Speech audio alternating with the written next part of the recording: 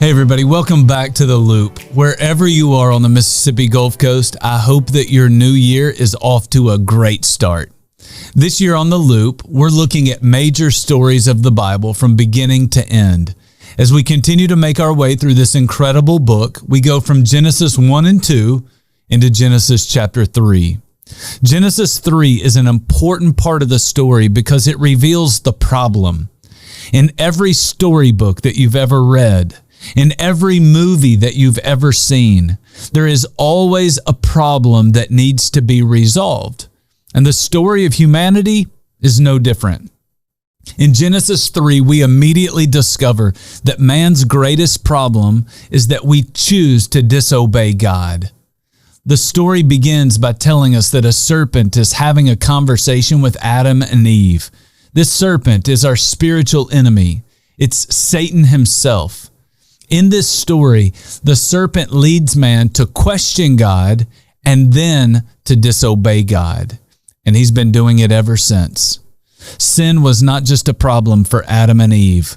Sin is a problem for you and for me. We start by questioning what God has said. We question what God will really do. We question how God really thinks and what he really feels. We tell ourselves that it's no big deal. We tell ourselves that we can get away with it and that no one will ever know, all so that we can satisfy our curiosity and do what we want to do rather than doing what God says. In every story, we aren't just looking to understand the problem. We ultimately want to know, how are we going to overcome the problem?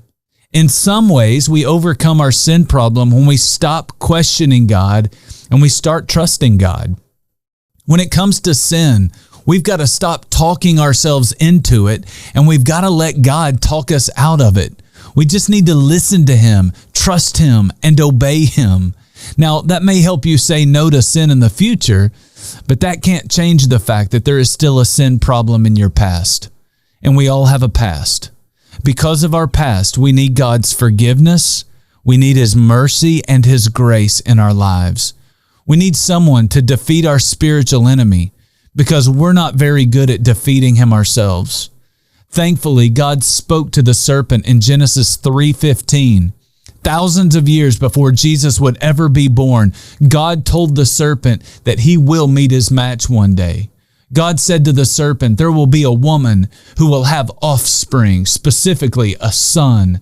And then God said to him that he will be your enemy. My son will crush the serpent's head, and the serpent will only strike at his heel. If we learn anything from Genesis 3, we learn that there is a sin problem that needs to be resolved. It's resolved when we trust what God has said, but we also have to trust the Son he sent.